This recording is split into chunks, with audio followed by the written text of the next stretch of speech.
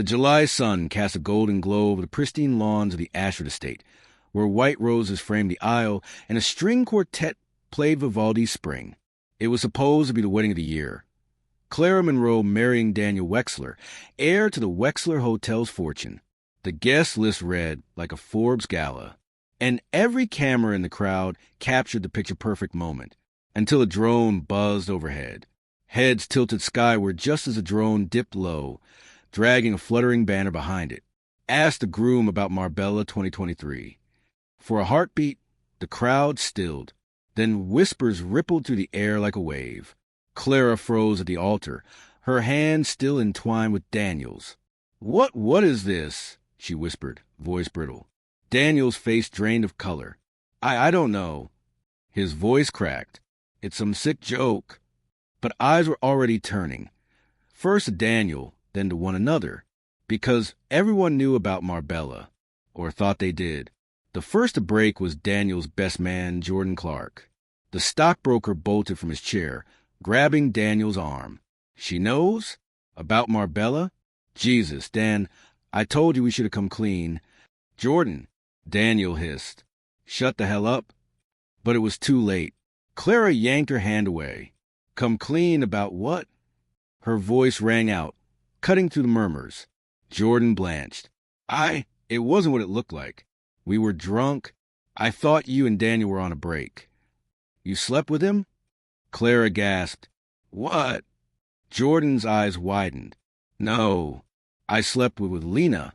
All heads whipped toward Lena Prescott, Daniel's childhood friend and Clara's bridesmaid. Lena shot to her feet, face flushing scarlet. "Jordan, you lying bastard. You begged me not to tell Daniel." Now Daniel spun to her. "What?" Lena's lips trembled. "It was a mistake. You were with that model in Marbella. I thought it was over between us." Clara staggered back a step. "What model?" Daniel opened his mouth, but a sharp, cold voice interrupted. Her name was Sophia Vargas. Every head turned toward the back of the crowd, where Ethan Carter stood, hands in pockets, eyes hard. Clara's ex-boyfriend, the man she dumped 2 years ago for Daniel. He stepped forward slowly, gaze fixed on Clara. She's 22. Spanish. Works at Wexler Marbella. Daniel flew her in for a private party at his villa last June. Want to see the photos? He pulled out his phone and raised it high. On the screen, Daniel, shirtless, Sophia on his lap, laughing, kissing. The crowd erupted. Daniel lunged forward. "You bastard. You been stalking me?" Ethan didn't flinch. "No, I just paid attention." "Unlike you." Clara's father, Richard Monroe, stood, face purple. "Is this true, Daniel?" But before Daniel could answer, Mrs. Wexler, Daniel's mother, rose in her chair. "Oh, Richard, you of all people shouldn't throw stones." She smirked. "Does your wife know about your monthly visits to the Wexler Spa in Marbella? The private services sessions?" Gasps filled the air. Richard whirled to his wife, who sat frozen, clutching her pearls. "Helen!" Helen slapped him across the face. The chaos snowballed. The maid of honor, Sophie Lang, broke down sobbing as someone whispered about her affair with the photographer. A groomsman confessed, shouting. They'd been blackmailed by Daniel over insider trading. A society columnist snapped photos furiously as scandal after scandal unfolded. By the time Clara's cousin fainted and the officiant quietly slipped away, the wedding resembled a battleground. Clara stood in the center of it all, silent. Ethan finally met her eyes. His voice was soft. "I told you once. Clara, marrying him would destroy you." She stared at him for a long moment. Then she reached down, lifted her dress slightly, and stepped off the altar. "Consider me destroyed," she said, voice calm. "But not today." She turned to the crowd. "Daniel Wexler, this wedding is off.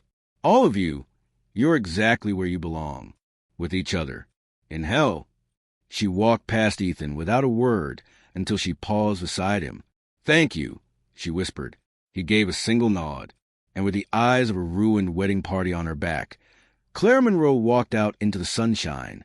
Later that night, Ethan uploaded the footage to a private account. The drone had been his idea. The dirt? His years of quiet investigation. But the chaos? That was all them. He smiled. Some secrets didn't need revealing. They just needed a little push. Ethan watched the video replay again, this time on a rooftop bar in downtown Manhattan, sipping an old-fashioned as the sun dipped below the skyline. The footage had everything. Daniel's meltdown, Lena's betrayal, Jordan's panic confessions, Richard Monroe getting slapped, and the entire Wexler family legacy unraveling in under 15 minutes. It was, in a word, perfect. Is this going public? A voice asked from behind him. Ethan glanced over his shoulder. Clara stood there in a sleek black jumpsuit, her hair pinned back, eyes sharper than he'd ever seen. He gave a faint smirk. Not unless you wanted to. She walked over and leaned on the balcony next to him. Funny, I always thought you were the vengeful type. I was, he said simply. But then I realized revenge doesn't hurt half as much as the truth does. Clara gave a soft laugh, dry and bitter. Well, you're right about that. They stood in silence for a long moment. You knew about all of them? She asked finally. I knew enough. Marbella wasn't a trip. It was a cover. Daniel had been running hush money deals for his family's clients down there and sleeping with anything that moved. Clara looked down at her hands. I was so blind. Ethan met her eyes. No, you believe the best in people. There's a difference. She tilted her head, studying him. And you? What you believe in now? He lifted his glass. Karma. She snorted softly. So this, the drone, the timing, was it your idea of karma? Ethan shrugged. Call it a reality check. Clara tapped the rim of his glass with hers. Cheers to that. The fallout came swift and merciless. The Wexler Hotels board demanded Daniel's resignation within 48 hours. His mother fled to Europe for health reasons. Jordan Clark's firm collapsed after an insider trading probe launched.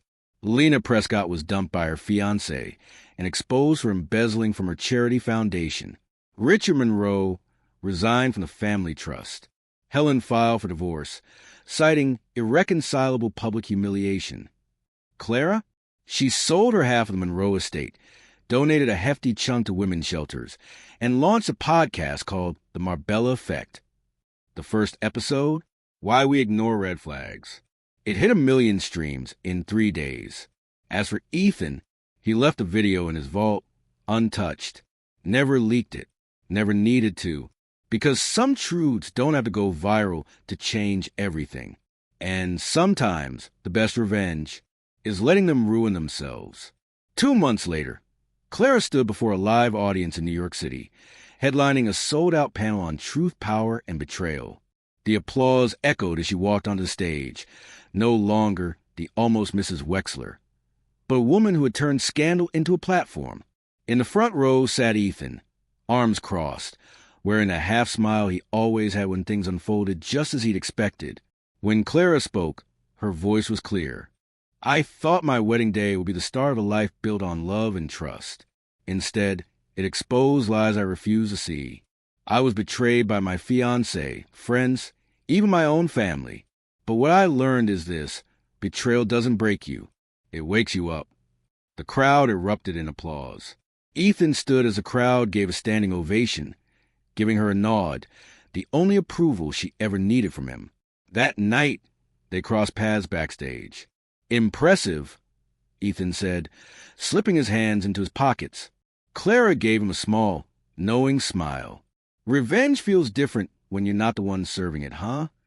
Ethan chuckled. Better, actually. They stood in silence for a beat. Two people bound by a moment of chaos neither regretted. Clara extended her hand. Friends. Ethan looked at it, then shook it firmly. Friends. As they left the venue together, no scandal, no secrets, just an honest connection. Clara realized something. The wedding had been the end of a lie. This was the start of everything else. And this time, nothing would blind her again.